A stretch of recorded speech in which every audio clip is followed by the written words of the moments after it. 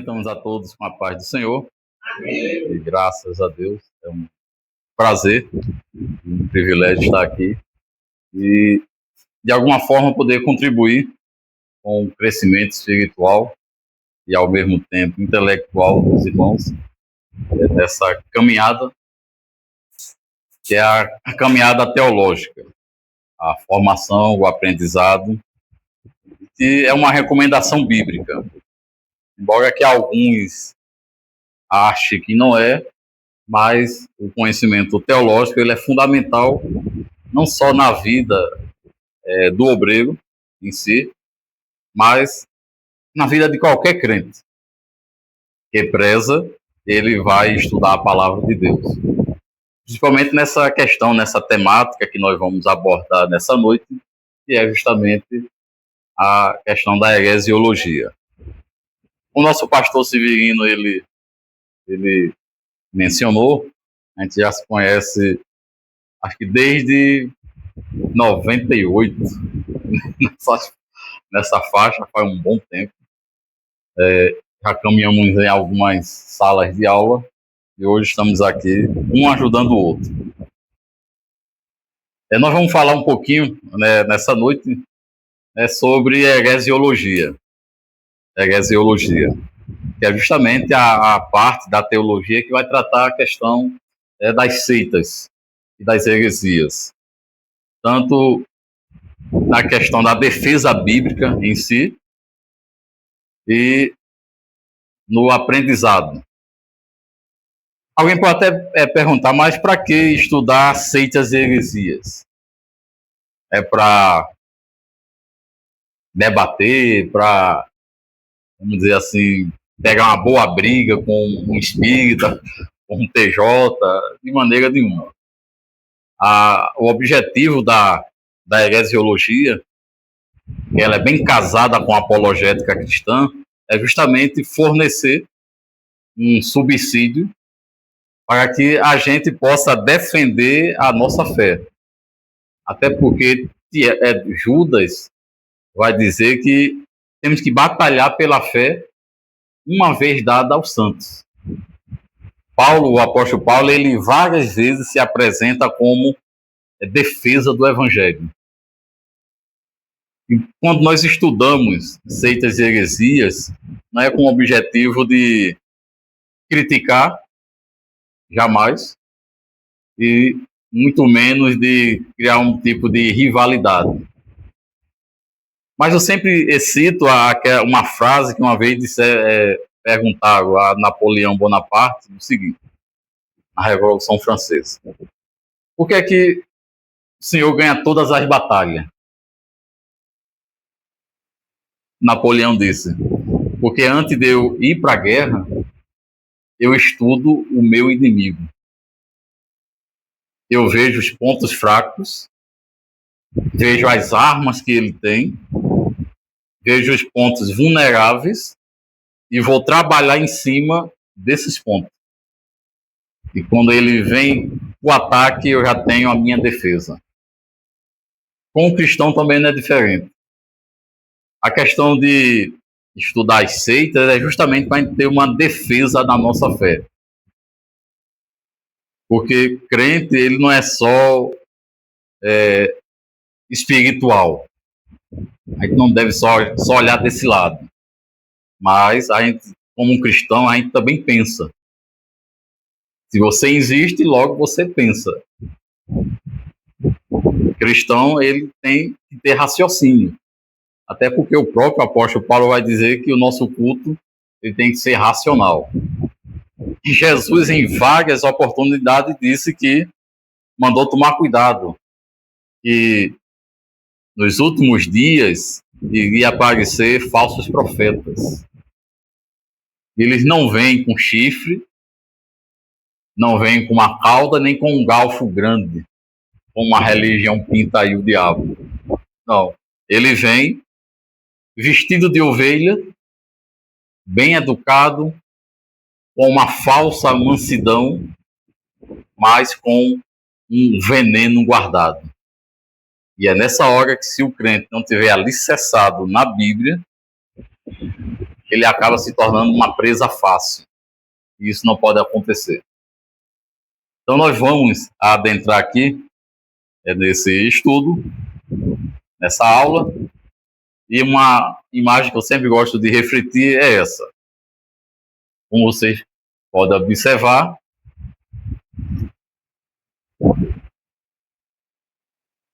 essa imagem tem o quê? Uma arapuca, né? Uma armadilha. E o que é que tem dentro da armadilha? A Bíblia e uma pessoa, né? Ou seja, uma pessoa vai pegar a Bíblia, mas só que alguém armou essa arapuca. E quem armou? As seitas. Como diz ali, elas fazem qualquer coisa para conquistar você. Até mesmo usar a Bíblia. Que seja Testemunho de Jeová, que seja Mórmon, Adventista,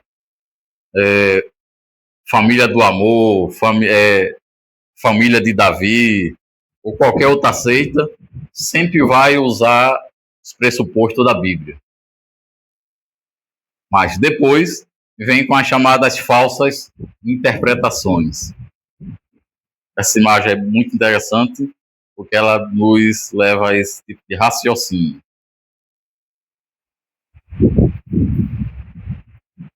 Vamos observar esse breve histórico, para a gente entender esse campo da religião. É um campo bem vasto, que é um campo que ele é debatido também dentro da área acadêmica. Um breve histórico. Todos os homens possuem uma religião. Tal fato sempre intrigou os exploradores. Tribos remotas e lugares distantes tinham seus objetos sagrados, locais e construções sagrados, rituais mágicos e sagrados, seres supremos, deuses e forças da natureza, homem sagrado, aí vamos ter os xamãs, sacerdotes, sacerdotisa, e um conjunto de oráculos. Vamos ter os mitos, as lendas e as revelações. O que isso nos ensina? É que, de acordo com os estudos da antropologia, da própria religião, toda a sociedade ela foi estabelecida com base em uma religião. Ou seja, não existe uma sociedade sem religião. Então, sempre teve uma influência de um fator religioso, que seja objetos sagrados. Se a gente olha para a Bíblia, nós vamos ter uma imensidão de objetos sagrados, principalmente ali no Êxodo, no Levítico. Vamos ter o próprio tabernáculo, a Arca da Aliança, vamos ter o altar de incenso, vamos ter o altar do holocausto, vamos ter a bacia de bronze, tanto dentro do tabernáculo e posteriormente dentro do templo. São objetos sagrados. Isso dentro do Antigo Testamento. Já no Novo, o cristianismo não tem objetos sagrados. Só temos a Bíblia mesmo. O cristianismo não faz uma ritualização com objetos. Embora denominações coloquem objetos sagrados. Locais e construções sagrados. Pela Bíblia, nós vamos ter o próprio Monte Moriá, o Monte Sião, o Monte Horebe, o Monte Sinai. Construções sagradas, o próprio Templo de Salomão, mas em outras religiões, as pirâmides, no Egito, na Guatemala, nos Incas, dos Maias. Rituais mágicos e sagrados também vamos ter nas páginas da Bíblia, no Antigo Testamento, embora no Novo não temos mais nenhum tipo de ritual, porque todo ritual foi gravado na cruz. Cristo, ele nos livrou de qualquer tipo de ritualismo. Mas as religiões antigas tinham seus rituais sagrados. Seres supremos, a questão de deuses, forças da natureza, homens sagrados. Na Bíblia só temos sacerdotes, não temos sacerdotisa. No Novo Testamento nós vamos ter os ministérios: pastor, mestre, presbítero, diácono, diaconisas, conjuntos de oráculos, mitos, lendas e revelações. Temos a maior revelação, que é a Bíblia. Então não precisamos mais de nenhum tipo de revelação. Até porque o próprio apóstolo Paulo vai dizer que mesmo que um anjo desça do céu, ou um de nós, naquela época, ou ele mesmo, ou outro apóstolo, pregue um evangelho que vá além daquele que ele aprendeu com Cristo, que seja amaldiçoado. Pode ser o anjo descer, mas está indo além da Bíblia, então é amaldiçoado. Isso fica bem claro ali na carta de Paulo aos Gálatas. Esse é um dos textos que é muito usado assim, no mundo da heresiologia. A importância. Por que é importante o crente, o seminarista, se aprofundar? O estudo da heresiologia é importante, sobretudo pelo fato de os ensinos heréticos e o surgimento das seitas falsas ou das seitas falsas serem parte da escatologia. Por isso, um dos sinais dos tempos sobre os quais falaram Jesus e seus apóstolos é justamente o surgimento de falsos profetas. Tem uma outra questão, não sei se os professores aqui concordam, mas é um ponto de vista meu. Você já viu pregadores dizer o seguinte, que uma das coisas que vai marcar a volta de Jesus seria um grande avivamento da igreja na terra. Um grande avivamento. Eu não vejo isso com muita coerência na Bíblia. Por quê? Porque Paulo diz aos Tessalonicenses que o que vai preceder a vinda de Cristo é uma coisa chamada apostasia. O que é apostasia? É a negação consciente da verdade. É o abandono da verdade. Tanto por parte de ímpios, como também, principalmente, por parte da igreja, dos crentes. Eu sempre digo, né, nessas aulas que, primeiro, há uns 30 anos atrás, a gente se preocupava muito com as seitas lá fora, com os ataques externos, vindo de lá. Mas parece que os ataques mais heréticos estão saindo de dentro do cristianismo. E isso é perigoso. Isso nos leva a olhar justamente para a questão da apostasia, que é quando um teólogo, um pastor, um líder, ele bota a sua própria interpretação no texto, negando toda a veracidade do texto, do contexto, só porque ele tem uma ideia pré-definida e usa uma coisa chamada PNL,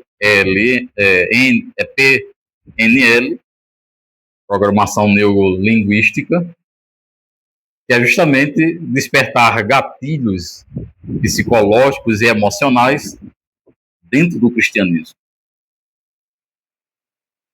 Frases de impacto, palavras de impacto, isso muito ligado à questão da psicologia. Não condenando a psicologia, mas muitos líderes estão usando esse tipo de estratégia que as seitas também usam. E por conta disso a gente vê uma frieza muito grande no cristianismo. A gente vê uma deficiência muito grande e até porque eu lembro de uma frase do Instituto Cristão de Pesquisa, quando ele disse o seguinte, que as seitas existem porque a conta vencida da igreja. Quando a igreja se omite em fazer o que é para fazer, as seitas vêm com toda a sua programação, com sua lavagem cerebral e impõem. E, infelizmente, temos visto isso. Aqui o apóstolo Paulo ele vai dizer, dentro dessa questão da importância. Mas o Espírito afirma expressamente que nos últimos tempos, mais uma vez, alguns apostatarão da fé, por obedecerem a espíritos enganadores, que são profetas, a ensinos de demônios, doutrinas, e hipocrisia dos que falam mentiras e que têm cauterizado a própria consciência. Mais uma vez, a apostasia como sendo um sinal da volta de Jesus. Veja o que o apóstolo Pedro diz. Assim como no meio do povo surgiram falsos profetas, observe bem essa expressão, falsos profetas, assim também haverá entre vós falsos mestres. Em algumas traduções vai botar falsos doutores, os quais introduzirão dissimuladamente, bem disfarçado, bem sutil, heresias destruidoras, até ao ponto de negar o soberano Senhor que os resgatou, trazendo sobre si mesmo repentina destruição. E muitos seguirão as suas práticas libertinas, e por causa deles será infamado o caminho da verdade. Também movidos por avareza, farão comércio de vós, com palavras fictícias, para eles o fim lavrado há longo tempo não tarda e a sua destruição não dorme. Falsos profetas no Antigo, mas no Novo Testamento, até os dias de hoje, falsos mestres, que introduzirão heresias destruidoras. Por que estudar as seitas? Primeiro, para conhecimento pessoal e enriquecimento intelectual. Quando você estuda qualquer seita, as seitas de uma maneira geral, você vai desenvolver em si o seu senso crítico. Você, por exemplo, vai estudar sobre Testemunho de Jeová, já que tem um salão bem ali. Então, você vai estudar suas doutrinas, suas práticas, para desenvolver uma resposta de defesa. Eu sempre digo, é muito bonito quando um crente ele pega uma testemunha de Jeová de uma maneira com muita mansidão, com muita educação, e eles são educados. Então não adianta receber um testemunho de Jeová com um cabo de vassoura na mão, ou jogando panela, batendo porta. Agir também com educação. E ter a resposta apologética da Bíblia, e já conhecendo eles, e fazer eles ficar nervosos. Eu acho isso lindo quando o crente faz isso.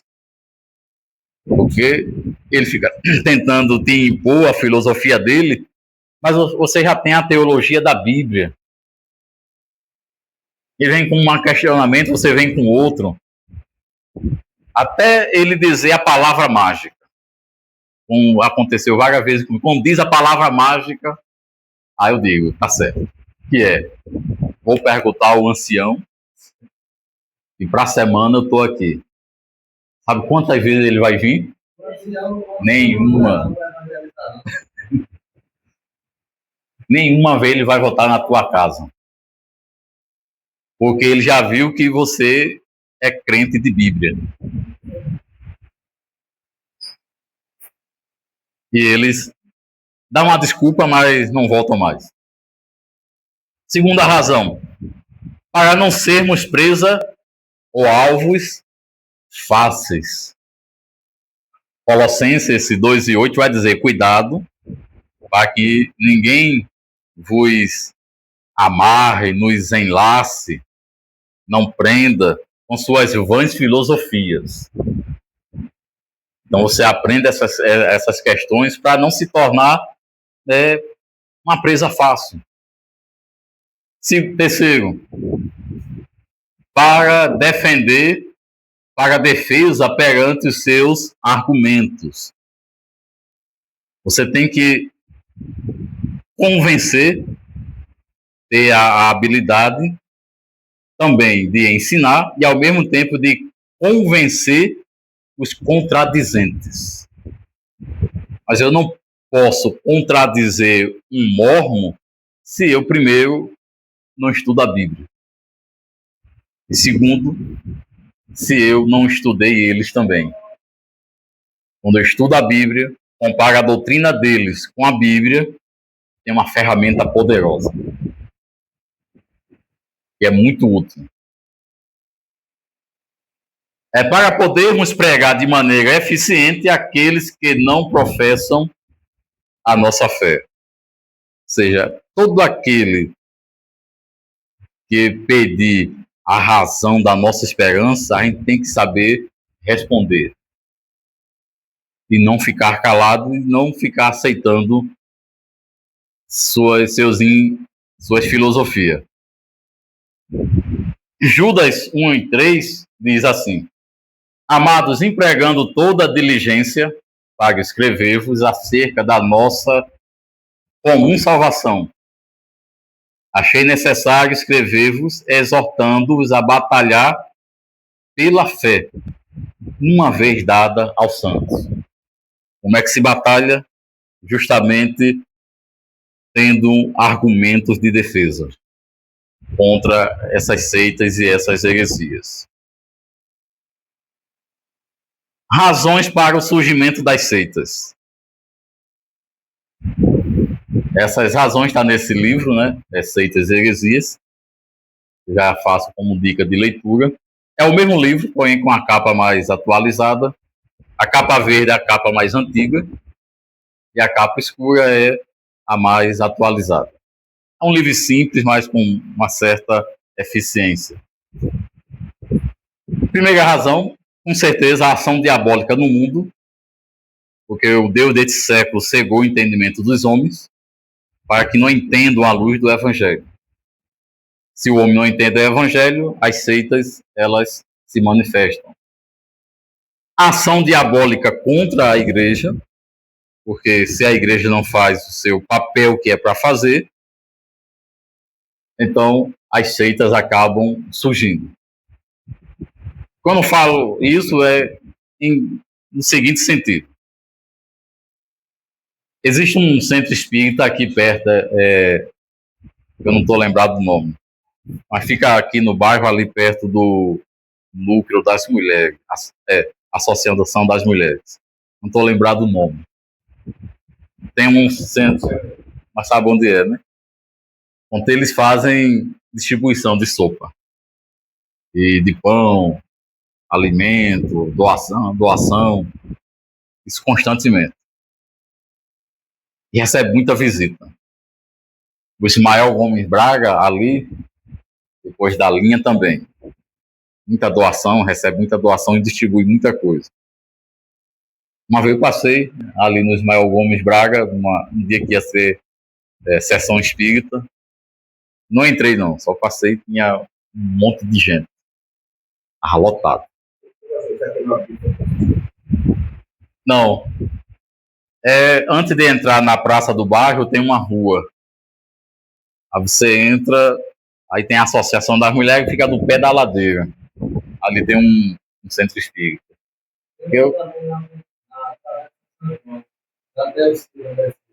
Isso, é bem pequenininho. Mas por que fazem isso? Uma coisinha chamada ação social. Ação social. A gente peca, os cristãos pecam, no seguinte: evangeliza, é para evangelizar. Ótimo. Vai visitar um irmão, o irmão está passando necessidade. Aí vai lá, sabe da situação, canta uns 15 hinos da harpa, lê o Salmo 150, dá umas 4 revelações, meia hora de profecia, Pai do Senhor, tchau, e vai embora. Nenhum anjo do céu vai descer com uma cesta básica. Exatamente. Tiago. Nessa parte, o cristianismo, em alguns segmentos, eles erram. Porque levam a palavra, ótimo, fazer visita. Mas se você sabe a condição, ajudar.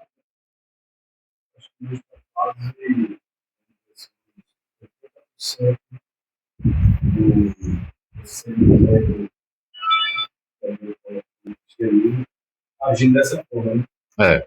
Temos uma melhoria que ainda dela da ação social, que é importantíssimo. Eu fico imaginando, imagina só, a Igreja de Cristo, com a Bíblia na mão, com mais 2 armas, a oração e o jejum. E uma outra arma que é a Bíblia. Dela vem o evangelismo. Mas se juntasse tudo isso, botasse a obra social, as igrejas, doutrina, escola dominical, ia ter participação. Por conta do quê? A ajuda social era isso que a igreja primitiva fazia. Quando a igreja não faz isso, a conta vence e as seitas assumem. É normal, entre aspas, Por quê? Jesus disse que os filhos das trevas são mais prudentes que os filhos da luz. Isso é bíblico. A ação diabólica contra a palavra de Deus. O diabo ele faz de tudo para derrubar a Bíblia, usa as seitas. O descuido da igreja em pregar o evangelho completo. É claro, se eu não prego o evangelho completo de Cristo, eu vou deixar uma deficiência na sociedade. Não adianta eu pregar um evangelho sem cruz, um evangelho sem renúncia, um evangelho vazio. Não adianta. Quando não se prega um evangelho completo, as seitas vão encontrar um terreno fértil para plantar a heresia. Porque se pregássemos um evangelho completo, de Cristo, a história seria outra. Pode. O senhor concorda com a ideia de evangelismo sendo feito com o novo convertido? Porque hoje é natural. Hoje é natural a pessoa aceitar Jesus e amanhã ele está em um grupo de evangelismo, evangelizando. Aí falta uma coisa chamada treinamento de discipulado. Primeiro a gente tem que discipular para depois enviar. Acho que fica aquela ideia. Como você vai testemunhar do evangelho ao qual você ainda não conhece ele? Apenas o aceitou. Mas não bebeu profundamente. Não passou por um treinamento. O próprio Jesus, ele vai passando, vê Pedro, vem, Tiago, vê André, vem. Mas em nenhum momento Cristo os enviou. Pegou os 12 passaram pela melhor faculdade. O melhor seminário de todos os tempos foi aqueles 3 anos que aqueles 12 homens passaram com Cristo. Foi a coisa mais perfeita. complementando o nosso pastor, eu acho que isso é uma ação apelativa da igreja no tempo de hoje, até mesmo para não perder. Porque, como o pastor Mário falou, as igrejas estão cada dia mais viradas pela falta de ação direta, ação social. E a parte apelativa da igreja é justamente isso. O novo convertido joga no grupo para não perder, entrosa nas ações da igreja, muitas vezes sempre se prepara, para que acabe não perdendo. Quando, na verdade, esquece de construir a base para que essa pessoa não venha cair. Então, hoje eu vejo como uma ação apelativa da igreja. A igreja tem utilizado essa estratégia muito. E eu acredito que é uma instituição de ensino. Se fosse uma atividade prática, levar para uma comissão evangelizadora e que estivesse passando por esse processo de formação, de discipulado, seria uma maravilha. Mas pegar sem total conhecimento e falar de quem não conhece é um pouco de dúvida. E isso tem acontecido constantemente.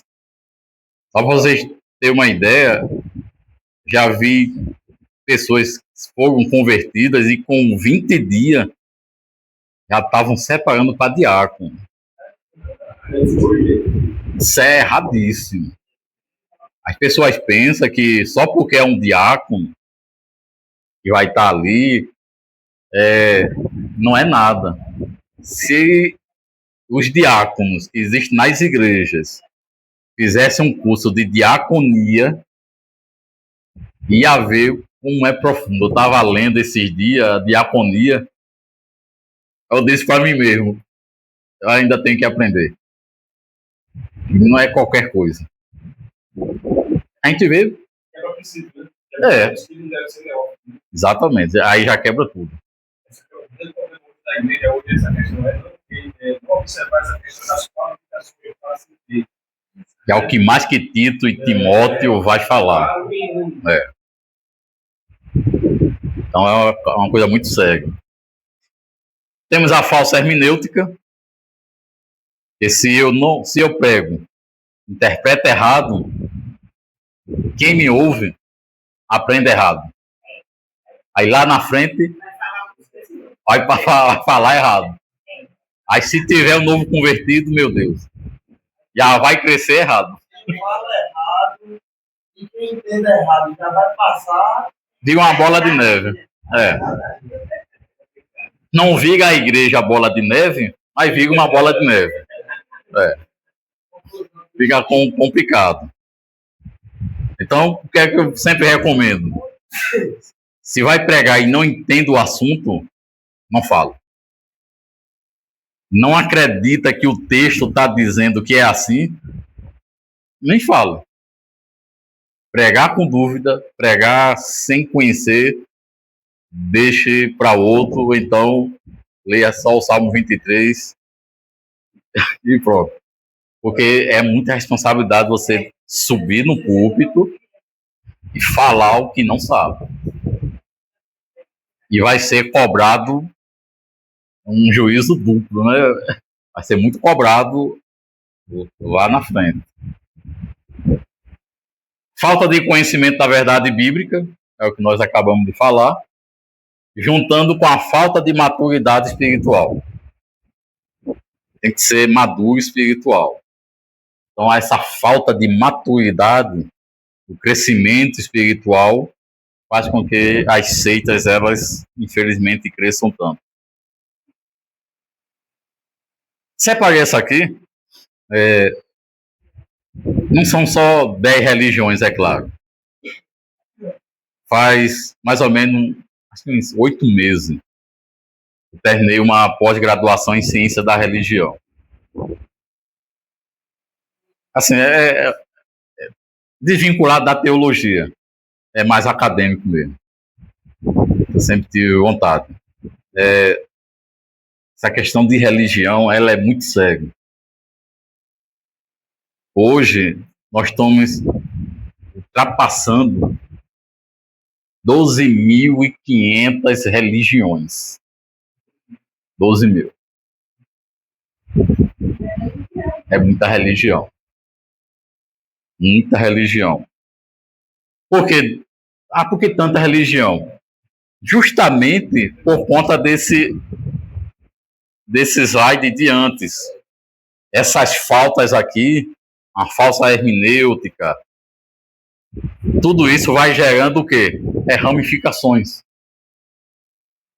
Existem essas 10, é como se essas 10 fossem a matriz, exatamente.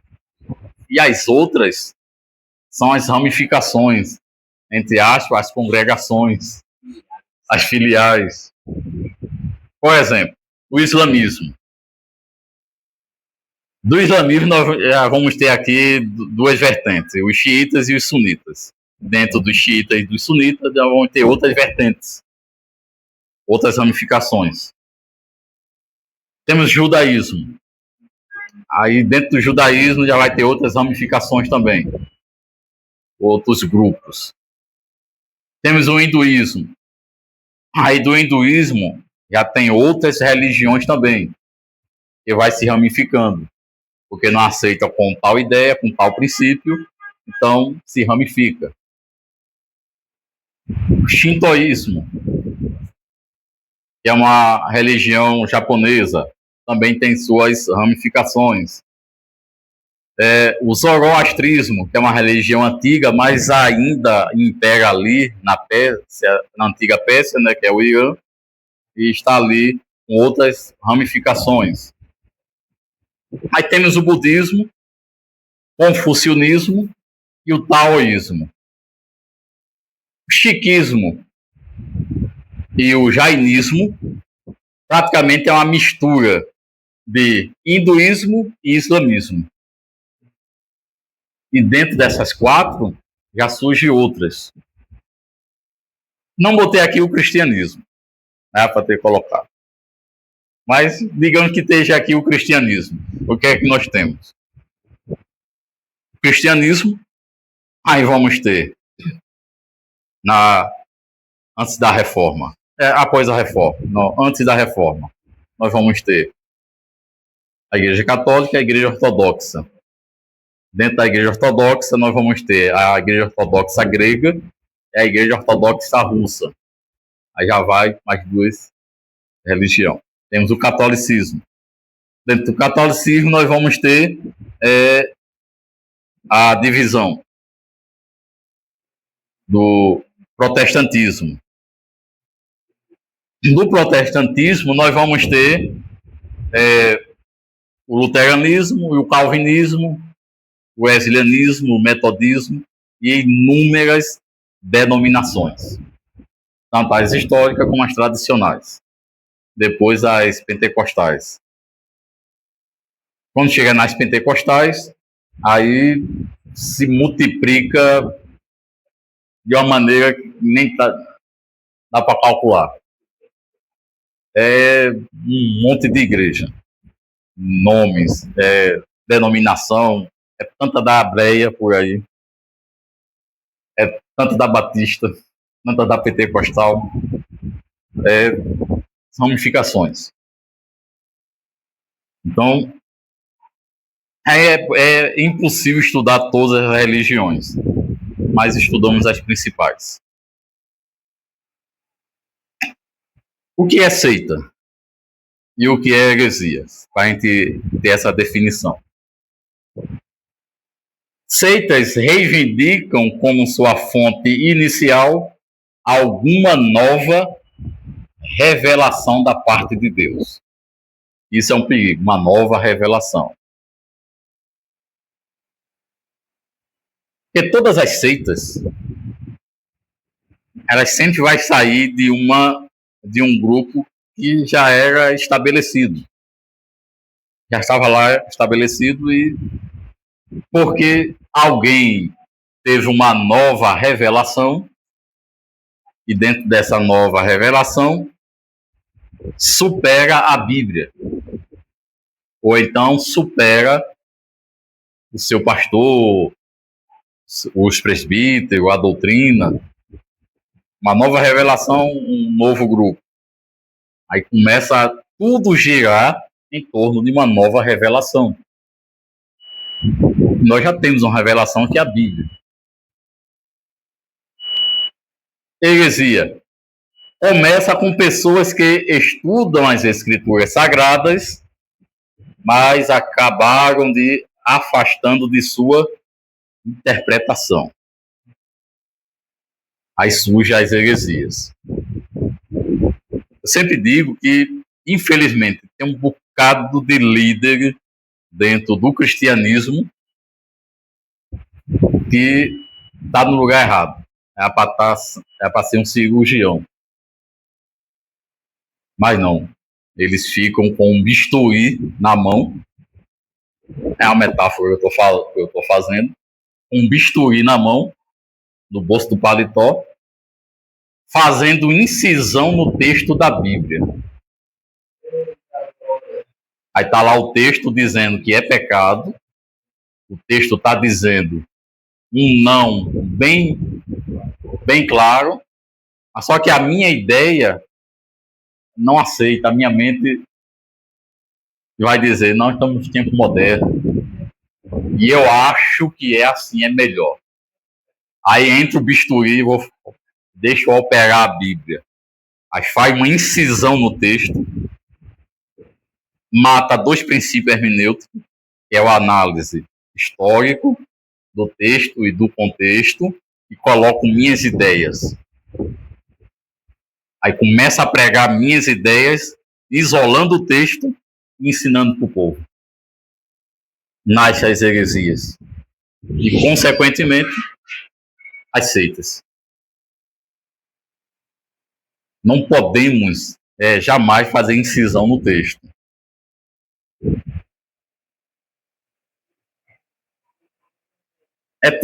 Assim, tematicamente, o que é uma seita?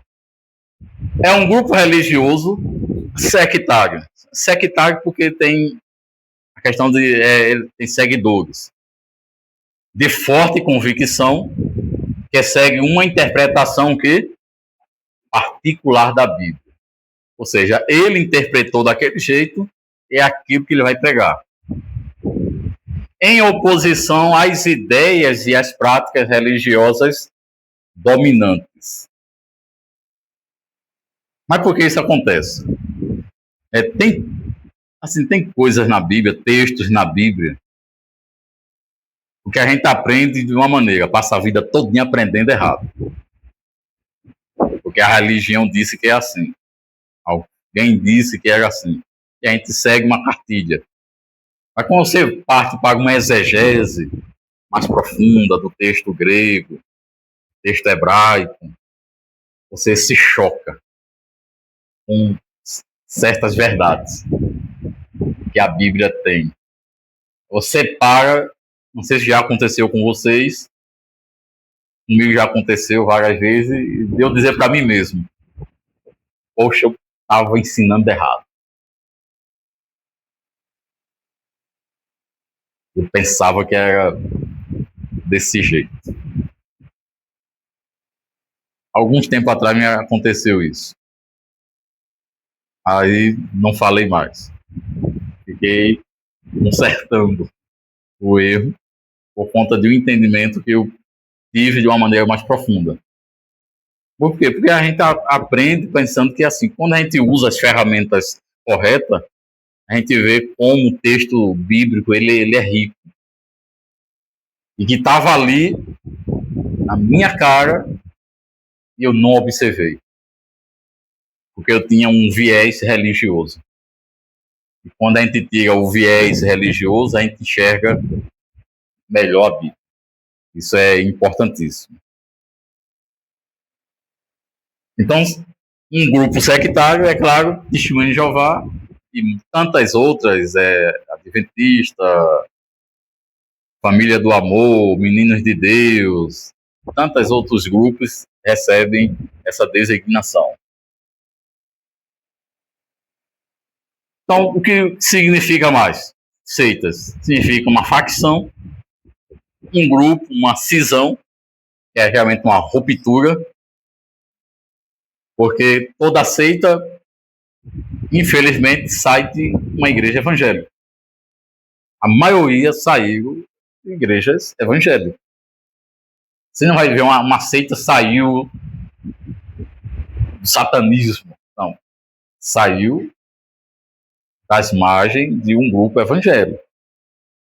Congregacional, reformado, pentecostal, neopentecostal, saiu de lá. Conjunto de pessoas que ensinam, seguem uma heresia. Eu sou uma coisa da igreja agora. Não, o senhor considera o neopentecostalismo como cristianismo? Assim, é cristianismo por quê? O neopentecostalismo não chega a ser seita. Embora eu já afirmei que era seita já. Mas não chega a ser seita. Por quê? Porque os neopentecostais, eles sempre vão ter uma única fonte, que é a Bíblia. Até hoje, que eu saiba, nenhum neopentecostal pegou um outro livro para substituir a Bíblia. Isso caracteriza, não entra bem como seita. Mas, de acordo com a teologia, o que é que isso vai ser? O próprio Instituto Cristão de Pesquisa vai dizer que são grupos com distorções teológicas. São denominações que têm muito modismo, muita distorção teológica. Porque mesmo com a Bíblia na mão, eles interpretam com a sua própria hermenêutica. Não entra bem no quadro de seita. Se a definição de seita é um grupo que compartilha outro livro além da Bíblia, ela não é. Mas no seu desenvolvimento teológico pode evoluir para seita. Se caso eles vejam um anjo descer com outros pergaminhos para substituir a Bíblia.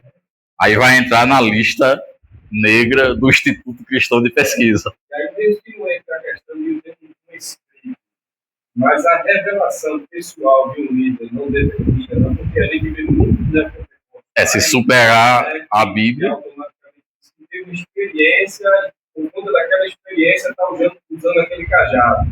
Por conta dessa experiência, Deus queria que ele se vestisse. Não sei se você viu agora, até ele faleceu. O cara todo paramentado com roupa parecendo um pai de santo, aquela todo mundo na cabeça e tal. E disse que foi uma experiência, uma manifestação de Deus a ele para que ele se ligasse daquele jeito. Então aí, ele não tem, vamos dizer assim, um livro para trazer como doutrina aquilo ali para ele. Mas essa experiência para ele não virou algo, vamos dizer assim, sagrado, como já se fosse uma posição de uma seita.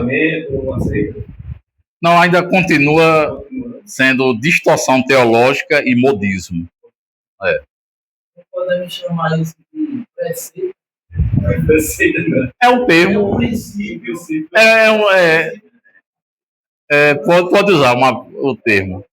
Esse neologismo, essa nova palavra. Pode ser considerado sim. Porque automaticamente a gente temos, já beirando ao da pentecostalismo, o hiper-pentecostalismo. O hiper, né?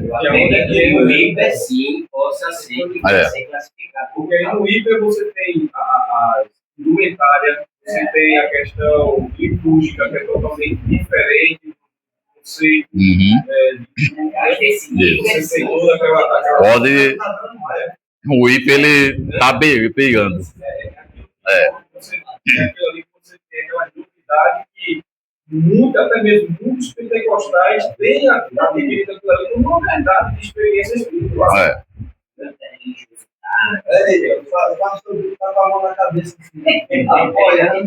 Porque essa questão de experiência pessoal, ela jamais pode ultrapassar a Bíblia nem nada.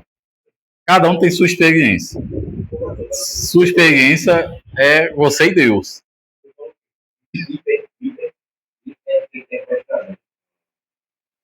É diferente do neopentecostalismo. E aí há vários doutrina, a forma de culto é totalmente diferente. Neopentecostalismo, vocês sabem distinguir. Não sei nem qual. Só estou sabendo de dois. Vamos aí, a diferença do neo pentecostal. Vamos lá.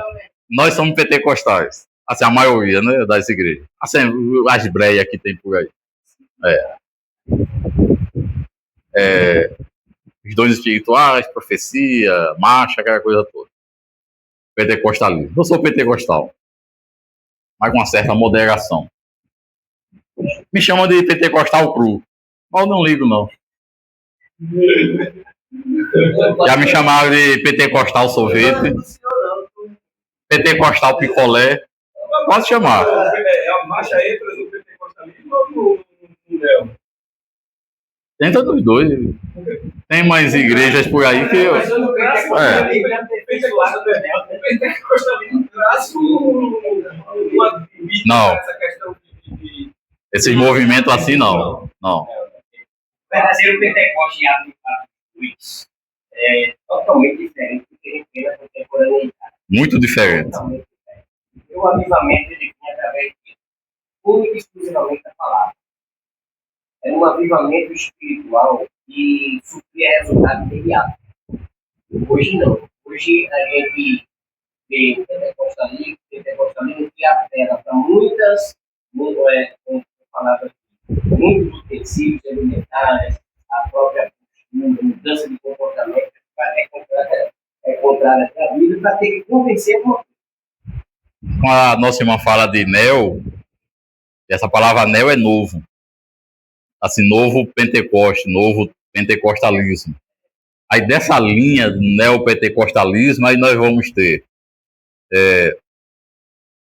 a Universal, vamos ter a igreja de R.R. Soares, a Internacional da Graça de Deus, aí depois nós vamos ter a Igreja Mundial do Poder de Deus. Aí é da mesma. São os neopentecostais. Aí depois vamos ter mais, os neopentecostais mais novos, como a Plenitude, vamos ter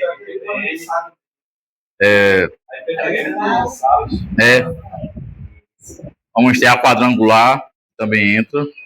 Vamos ter a Renascer em Cristo, segue essa linha neopentecostal.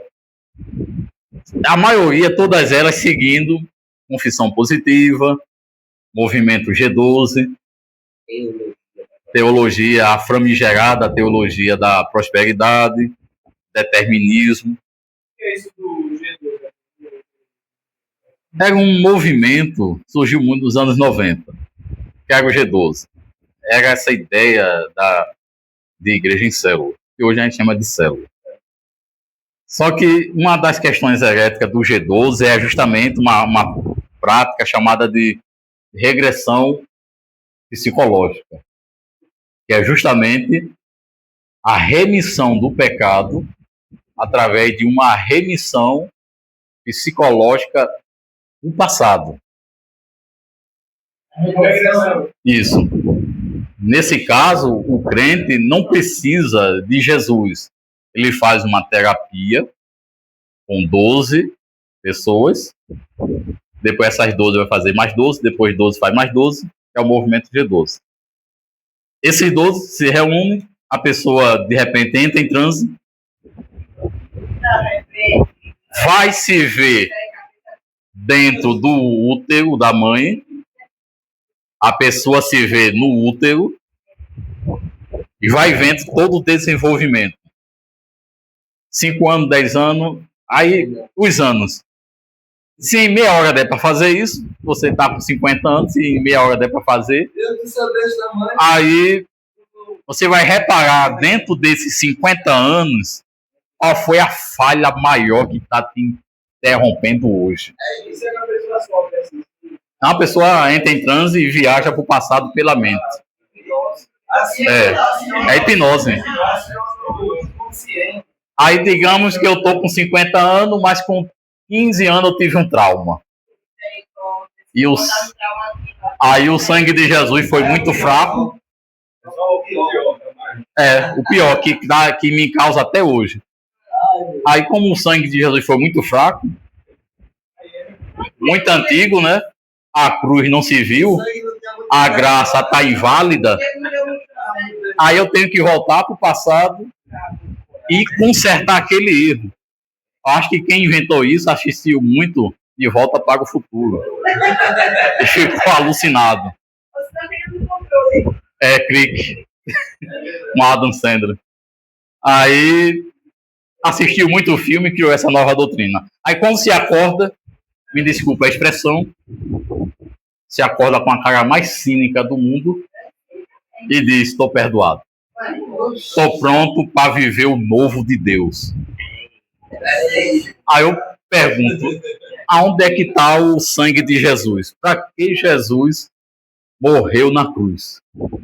Se o próprio Pedro diz que o sangue de Jesus nos purifica de todo pecado. Então, não tem ritual, não tem...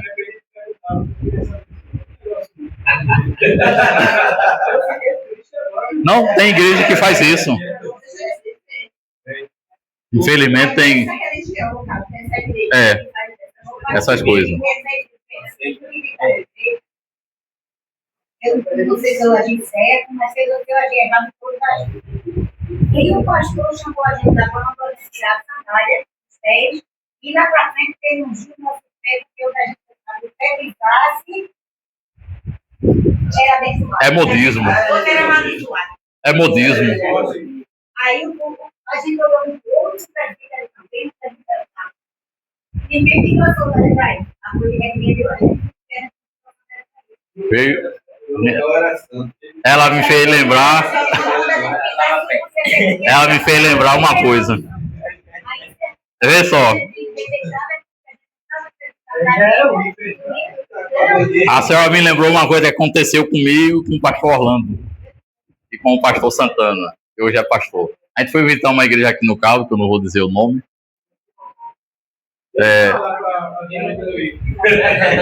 Aí depois você me pergunta, mas aqui no Cabo. Aí, bem pertinho da gente. A gente foi, o culto, aí chegou lá no púlpito, era diácono na época, mas me chamou, né? Fiquei lá. Aí, o pastor Santana, ele tem a mania de sentar assim, no púlpito. Ele cruzava a perna. Aí o pastor foi e descruzou as pernas. Como eu estava de lado, eu escutei como o pastor disse: é pecado cruzar a perna. Porque se você cruzar as pernas, a presença do Espírito Santo não desce. Aí na hora veio na minha mente. O pastor Severino sabe disso. Ele estuda cultos afro com muita profundidade, e eu me lembrei. Eu só vejo isso no centro de Macumba. E se eu fico... Se cruzar, o cavalo não desce, não.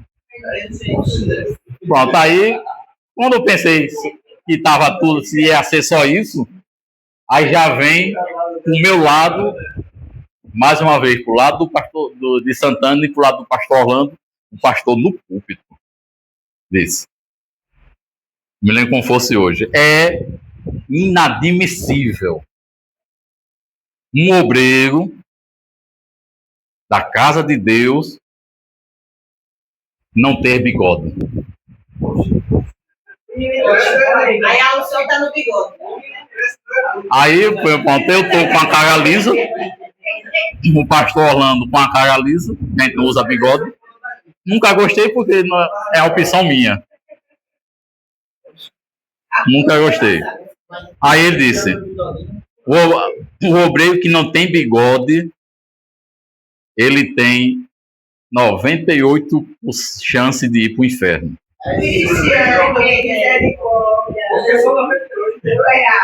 E ele disse, porque a Bíblia diz em Levítico, parece que é 19:27, que não danifiqueis a ponta da vossa barba. Uma interpretação equivocada e isolada. A gente ficou no púlpito, com a cara lisa. Terminou. Aí ia pro inferno mesmo. Então terminar o culto e ir para casa. E fazer o quê?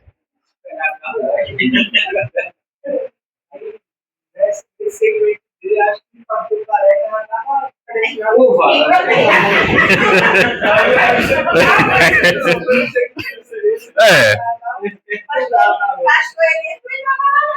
Então,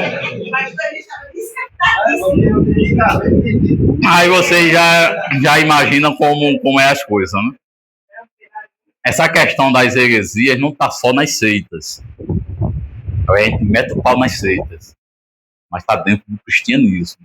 Como esses exemplos. Tem muita seita que até já reformulou, já até suas próprias doutrinas, crendo no que a gente crê. Isso. Já deixou de ser seita e já virou igreja mesmo. Se arrependeram. Isso é uma bênção. Graças a Deus. O avivamento verdadeiro é esse, né? Retornaram a. E como o pastor Davis falou, pelo que eu entendo da Bíblia, se vocês sabem, todo grande avivamento ele é precedido de arrependimento e confissão de pecado. Veja lá em Neemias, aquele movimento. Se não houver arrependimento, confissão de pecado, contrição no coração, não tem avivamento. É só movimento. Fogo de palha. Qualquer vento apaga.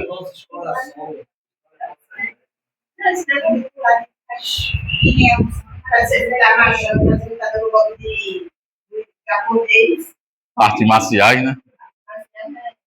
Então, seita é um grupo de pessoas que segue uma interpretação isolada da Bíblia, mudando sentido, mudando todo a sua hermenêutica e fazendo outros errar.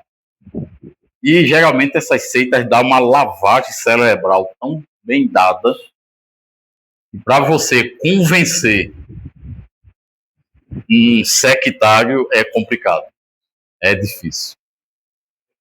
Eles trabalham bem a questão da mentalidade. O que é heresia?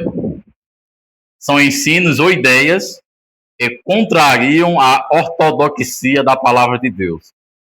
Essa palavrinha ortodoxia é justamente a posição correta, o contexto correto, o ensino correto da Bíblia.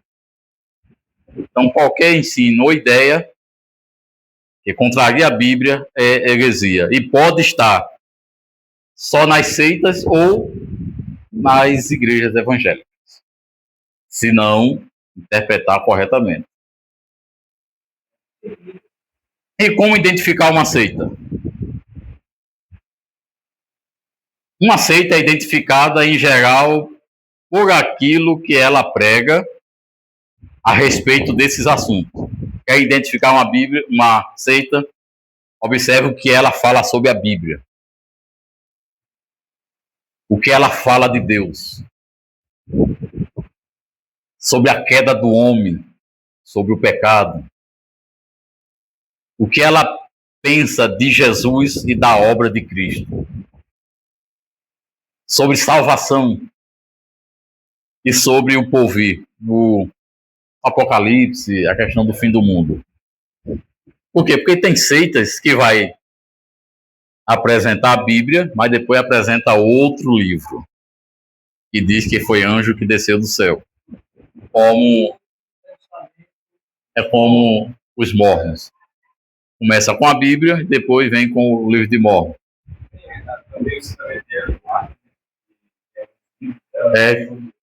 Isso. Que se equipara à Bíblia como um grande conflito. Ele está acima da Bíblia.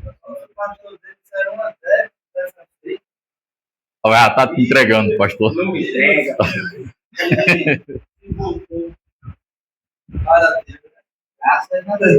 Sobre a queda sobre Deus, tem seitas que diz que Deus tem 1,80 m. Então, para mim, é um Deus fraco. Eu posso medir com uma trena? Eu tenho 1,98 m. O meu Deus e o nosso Deus é o Deus que está na Bíblia. É aquele que diz que ele pega a concha da mão. A concha da mão é isso. Ele coloca os oceanos. Esse é o nosso Deus. Mas não um Deus de 1,80 m, que eu posso pegar uma trena e medir. Então é um Deus fraco. A queda do homem, o pecado, sobre Cristo. Rapaz, tem uma seita que fala que Jesus tem um irmão. O irmão é o inimigo dessas almas. Eu já ouvi falar É. também.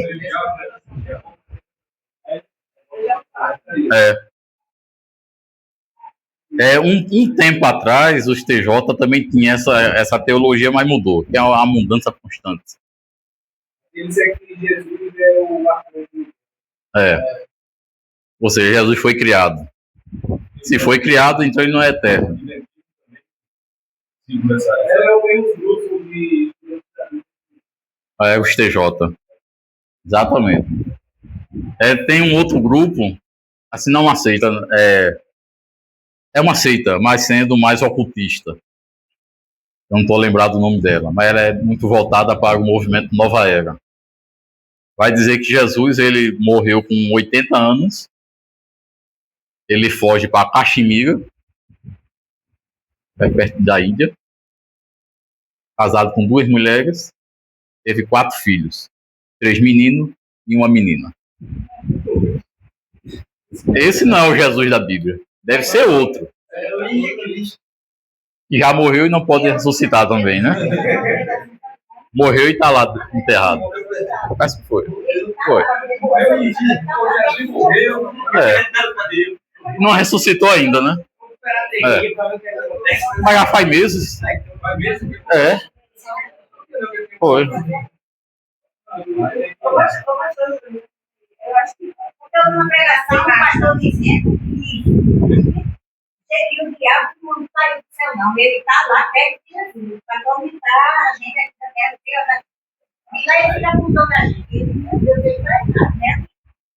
Eu não penso assim, não. Isso é uma coisa para a gente.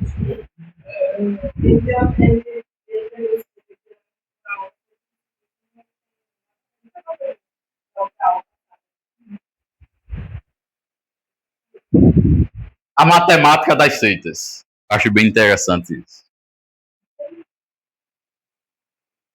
A matemática das seitas e heresias é um método apologético para identificar desvios doutrinários, utilizando as 4 operações básicas. Seitas geralmente adicionam regras, subtraem a divindade de Cristo, multiplicam os requisitos para a salvação e divide a fidelidade de Deus com o líder ou com a organização, desviando-se da doutrina correta da Bíblia ou da ortodoxia. As 4 operações das seitas são: adição. Adicionam novas revelações, livros ou profetas à Bíblia. A Bíblia deixa de ser a autoridade suprema e única. Toda seita vai adicionar um outro livro, porque vai dizer que a Bíblia está ultrapassada. Aí coloca outro livro. Subtração. Subtrai algo da pessoa ou obra de Jesus Cristo, negando sua divindade, sua humanidade ou a suficiência do seu sacrifício. E para as seitas, como Paulo ele sempre vai advertir em 2 momentos, ele vai dizer: cuidado com o outro evangelho, cuidado com outro Jesus e com outro Espírito Santo. Porque isso está sendo notório. As seitas sempre vão apresentar um Jesus fraco. Um Jesus que não é o Messias da Bíblia. Um Jesus polígamo. um Jesus que ainda está morto, um Jesus que não foi suficiente na cruz. É um outro Jesus. Multiplicação. Multiplica os meios de salvação. Pregam que a fé em Jesus não é suficiente, exigindo obras, guardas da lei ou uma filiação à organização. E muitas vezes uma filiação forçada. Você vem, mas se você sair do nosso grupo, o diabo vai te pegar. Até a igreja faz essa colocação, né? O exclusivismo. Né? E tem aquela questão do apostolado, a igreja tem a questão do apostolado, a cobertura espiritual. Se você sair daqui, você se acaba. Não existe isso de cobertura espiritual. A tua cobertura espiritual é Jesus. É o sangue de Cristo. Mas muitos pregam exatamente essa questão da cobertura espiritual. Divisão. Dividem a lealdade do membro. O líder da organização se torna o único mediador entre Deus e o homem, exigindo obediência absoluta. Então não existe mediador entre Deus e os homens além de Jesus. Jesus é o mediador, ele é a ponte, ele é o caminho. Os homens aqui, os líderes que realmente andam pela Bíblia, eles são canais, são vasos. É um ministro, mas muitos se colocam como mediador.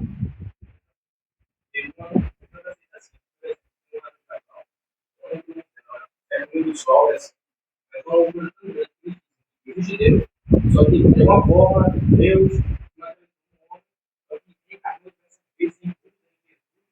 Em Krishna, isso.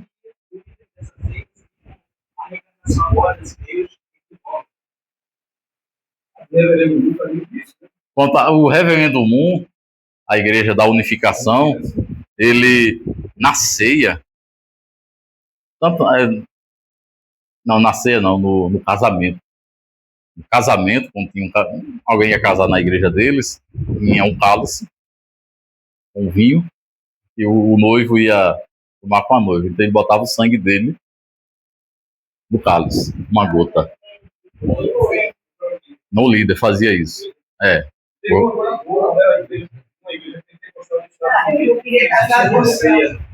Imitando o Reverendo. Se cortou na vasilha de celebração, colocou o sangue dele e dividiu com os seus obreiros. Agora você faz parte do meu sangue meu. E o Reverendo Moon, por que ele fazia isso? Porque ele já morreu faz um bom tempo. Porque ele dizia que o casal ia para a lua de mel, ia procriar, ele dizia o seguinte: o meu cálice com o meu sangue para purificar os pecados e purificar os filhos que iam nascer sem pecado. É subtração, é o que está aqui, subtração da obra de Cristo. É um requisito da salvação, o sangue do próprio homem, que morreu e está lá enterrado até hoje, ainda não ressuscitou. Está lá. Aí deu tanto sangue o pessoal tomar que morreu. E se tornava como um Jesus na Terra. E por incrível que pareça, podem pesquisar quando vocês forem em casa, pesquise Igreja da Unificação. É um império bilionário. Vocês não imaginam o tamanho dos templos. De luxo, top de linha. Parece uma igreja evangélica, mas é uma seita.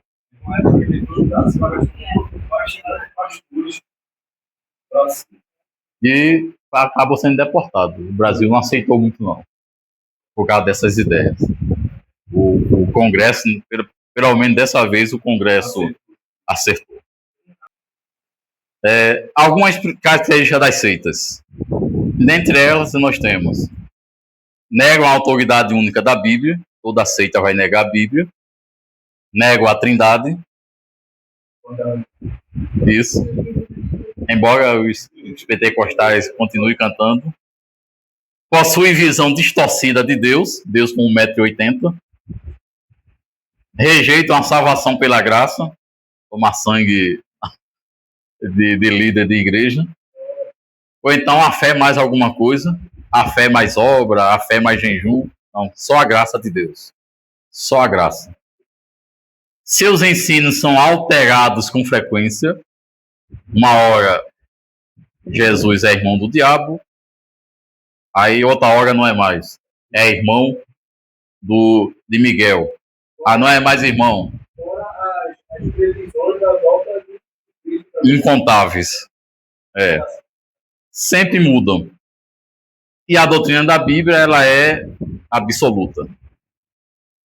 São isolacionistas. Elas se isolam entre si, como o nosso jovem ali ele falou esse exemplo. Isso é outro exemplo que o nosso pastor Severino ele mencionou. Se isolam em comunidades muito fechadas e, pior de tudo, no final é tirar a vida das pessoas por conta de um conceito religioso, oferecendo um falso céu, uma falsa salvação, um extremismo total, infelizmente. Aqui temos outras características, apresentam novas revelações, novas interpretações da Bíblia, toda seita vai dizer isso. Um outro Jesus,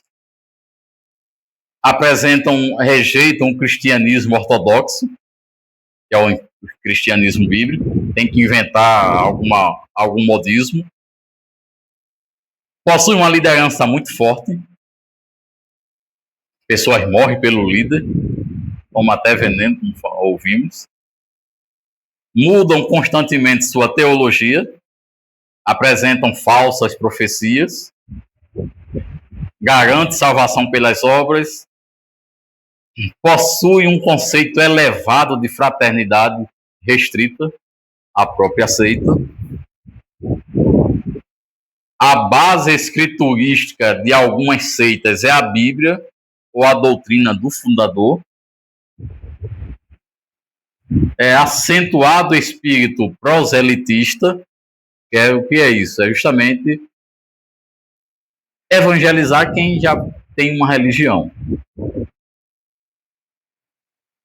Você está dizendo que é evangélico, mas alguém está insistindo assim, me visite, não vá para lá, vem para cá, pescar no aquário dos outros. Presença de líderes carismáticos, novos profetas ou gurus. Isso no mundo das seitas. Essas são as principais características. Então, se tem um grupo que apresenta novas revelações, que ultrapassa a Bíblia, um outro Jesus e apresenta uma outra salvação, como dizem por aí, corra que é laço.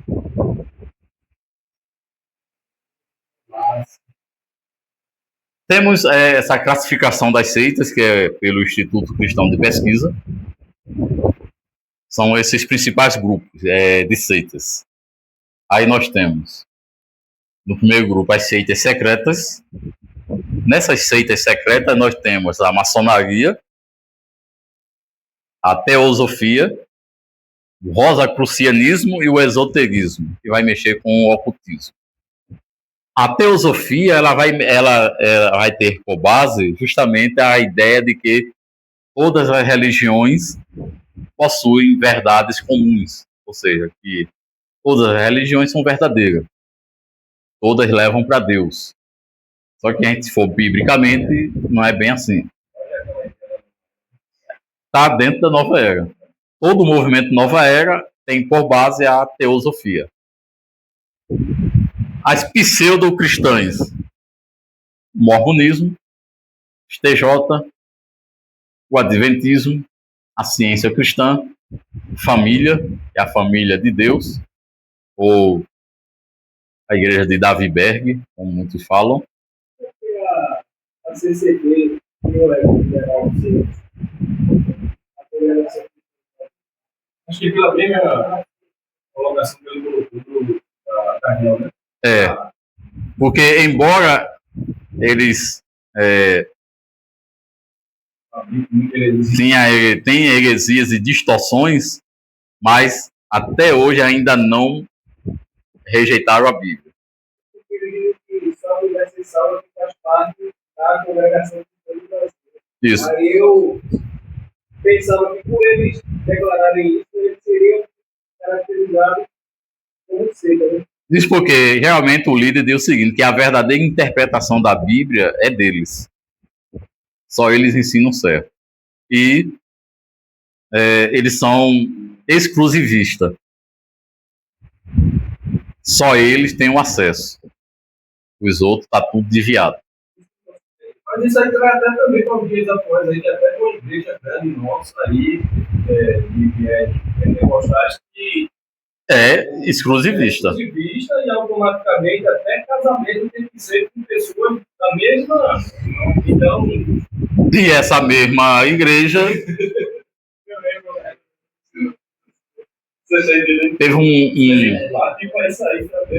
teve um antigo obreiro nosso,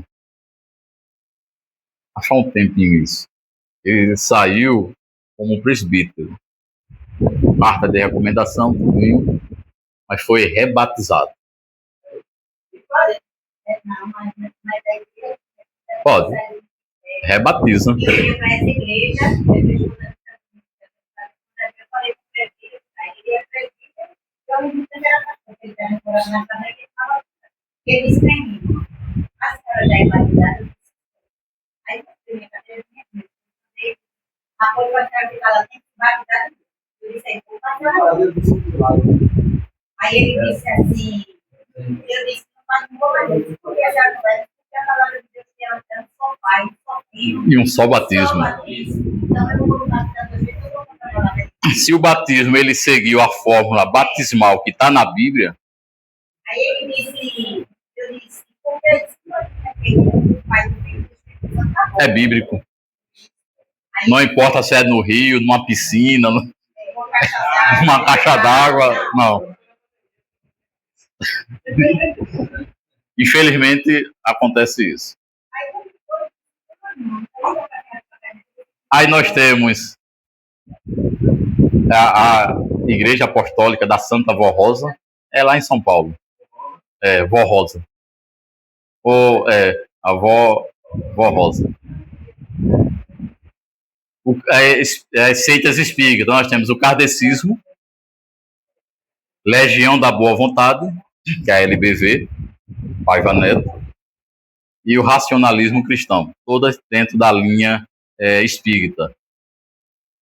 As afro-brasileiras, nós temos a Ubanda, a Quimbanda, o Candomblé. O voduísmo não entra bem dentro de afro-brasileiro, porque o voodoo ele é típico do Haiti. Mas é um exemplo. A ruptura racional é típica aqui do Brasil também. E o Santo Daime também. Tem um chá milagroso que vê Deus, vê demônio, vê tudo. Só toma um chá e vê o céu aberto. É bem alucinógeno. Acho que até extraterrestre vê. As seitas orientais, nós temos a Seixonoye, a Igreja Messiânica Mundial, a Arte Maikari, o Hare Krishna, Meditação Transcendental, que está dentro da Nova Era, a Igreja da Unificação, que é do Reverendo Moon, e a Perfeita Liberdade, Estados Unidos. São seitas orientais, seitas japonesas, seitas de cunho mais oriental. As unicistas, nós temos Voz da Verdade, a igreja local, os adeptos do nome de Yoshua. É um debate que eu acho ilusório. Aceita só Jesus, Tabernáculo da Fé e o Cristadelfianismo. que é dos Estados Unidos. São seitas com uma roupa evangélica, mas com a doutrina e muito tendenciosas.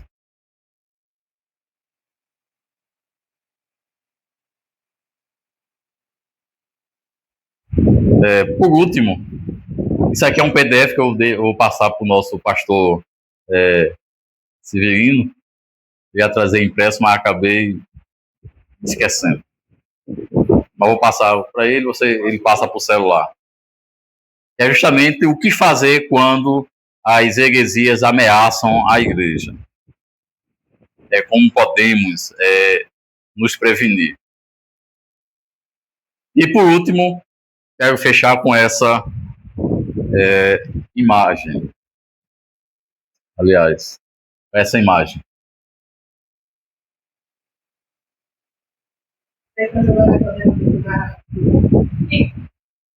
Quem é que está guiando? Ele está cego? Está com um cajado, porque ele está cego. E o que é que tem na frente dele? O inferno. Mas ele está só? Tem uma multidão seguindo. Exatamente. Maria vai com as outras. É extremista. Se você observar, é uma multidão que não tem fim. É uma realidade nos dias de hoje. O falso profeta, ele leva uma multidão, porque ele é simpático, ele é carismático, ele se preocupa se você tomou café, se você almoçou, usa gatilhos emocionais. E um dos gatilhos emocionais mais perigosos que um falso profeta faz é justamente essa frase que é um gatilho, principalmente nas mulheres, que é: você está bem? Segundo gatilho, como você se sente? São gatilhos psicológicos. E geralmente, os falsos profetas, os líderes, eles vão usar isso não só para mulheres, mas para homens também. São gatilhos psicológicos. Então, eles não são Zé Ninguém, não são analfabetos, são tendenciosos. Por isso que a Bíblia, Jesus disse: acautelai-vos, tenha cuidado, vigie, porque ele vem vestido como ovelhas, mas interiormente são lobos devoradores. Alguns livros que eu gosto de indicar.